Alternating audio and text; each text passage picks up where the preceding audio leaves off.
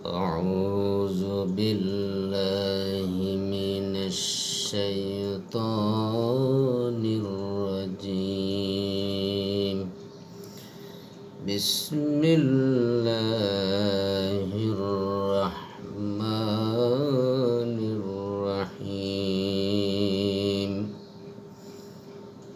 ملعونين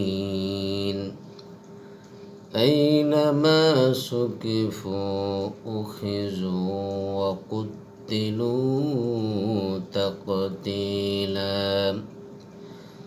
سنة الله في الذين خلوا من قبل ولن تجد لسنة الله تبديلا.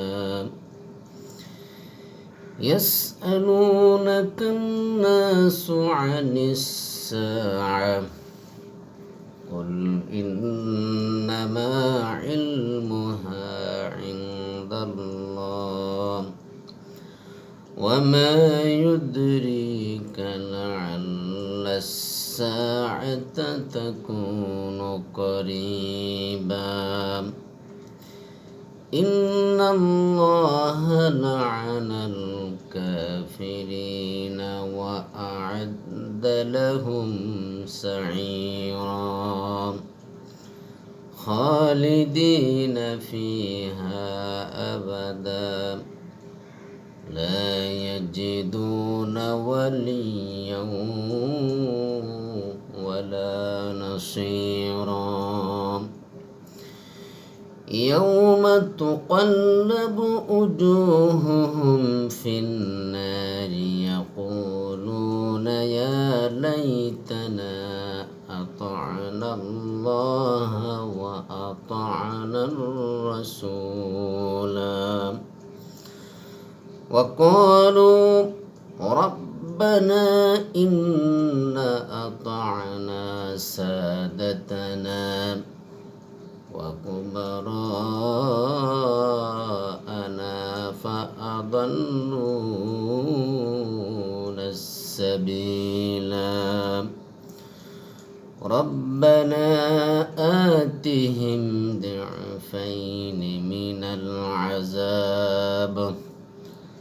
العذاب والعنهم لعنا كبيرا. চারদিকে থেকে তাদের উপর অভিশাপ বর্ষিত হবে। যেখানেই পাওয়া যাবে তাদেরকে গ্রেপ্তার করা হবে এবং নির্দয়ভাবে হত্যা করা হবে। এটি আল্লাহর সুন্নাত। এই ধরনের লোকদের ব্যাপারে পূর্ব থেকে এই সুন্নাত চলে আসছে এবং তুমি আল্লাহর সুন্নাতে কোনো ধরনের কোনো পরিবর্তন পাবে না। লোকজন তোমাকে কিয়ামতের মুহূর্ত সম্পর্কে জিজ্ঞেস করছে, তা কখন আসবে? বলো, একমাত্র আল্লাহই এর জ্ঞান রাখেন। তুমি কি জানো? হয়তো তার নিকটেই এসে গেছে। যা হোক, এই বিষয়টি নিশ্চিত যে আল্লাহ কাফেরদেরকে অভিশপ্ত করেছেন এবং তাদের জন্য উৎক্ষিপ্ত আগুনের ব্যবস্থা করে রেখেছেন, যার মধ্যে তারা থাকবে চিরকাল।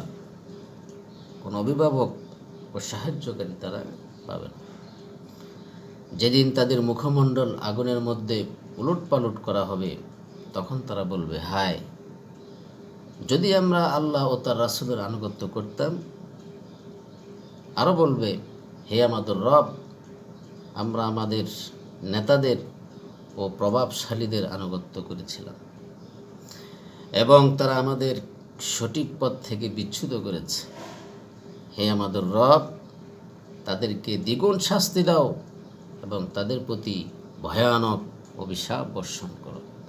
আল্লাহ তাআলা আমাদের সকলকে হেফাজত করুন। আমিন।